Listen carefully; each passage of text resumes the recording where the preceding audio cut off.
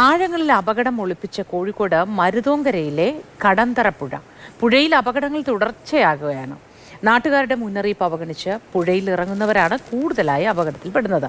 കാഴ്ചയിൽ ശാന്തമാണെങ്കിലും പക്ഷേ ആഴങ്ങളിലുണ്ടല്ലോ അപകടം ഒളിപ്പിച്ചാണ് കടന്തറപ്പുഴയുടെ ഒഴുക്ക്. പുഴ സമീപനാളുകളിൽ മാത്രം കവർന്നെടുത്തത് നിരവധി ജീവനുകളാണ്.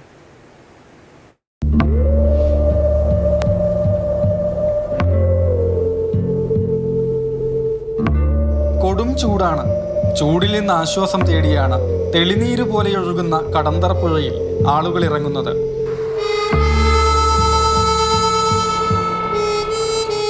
ദൂരെ നാടുകളിൽ നിന്ന് പോലും ആളുകൾ എത്തുന്നു.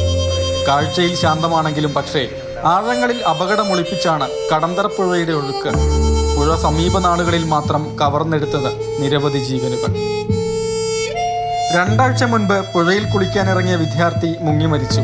മറ്റൊരു ദിവസം പുഴയുടെ ആഴങ്ങളിൽ മുങ്ങിത്താണ് 3 പേരെ സമീപവാസിയുടെ കൃത്യമായ ഇടപെടലിലാണ് രക്ഷിച്ചത്.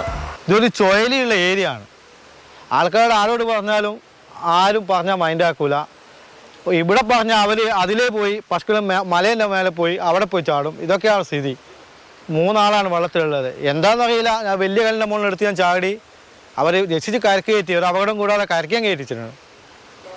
അവരെ ഒരു 1.5 ആൾ താഴ്ചയിലാണുള്ളത്. പക്ഷെ എനിക്ക് ആദ്യം മുങ്ങിയിട്ട് അവനെ കിട്ടിയില്ല. 2ാമത് മുങ്ങിയിട്ടാണ് അവനെ എനിക്ക് പൊതിച്ചത്. പക്ഷേ എടുക്കുമ്പോൾ ശ്വാസമൊന്നും ഇല്ലായിരുന്നു. പുറത്ത് 2 തട്ടൊക്കെ തട്ടിയപ്പോൾ ഒരു ചെറിയ അനക്കൊക്കെ വന്നപ്പോൾ നോർമലായി വന്നു. പുഴക്കരയിൽ പലയിടങ്ങളിലായി മുന്നറിയിപ്പ് ബോർഡുകൾ മരുതോങ്കര പഞ്ചായത്തും വിവിധ സംഘടനകളും സ്ഥാപിച്ചിട്ടുണ്ട്. ഇതൊക്കെ അവഗണിച്ചാണ് പുറത്തുനിന്നെത്തുന്നവർ പുഴയിലിറങ്ങുന്നത്.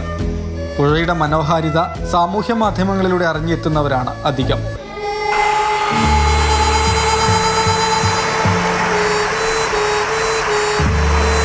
വയനാട് വനമേഖലയിൽ മഴ പെയ്താലും പുഴയുടെ സ്വഭാവം മാറും.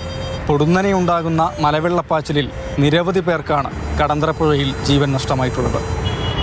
മാതൃഭൂമി ന്യൂസ്, കോഴിക്കോട്.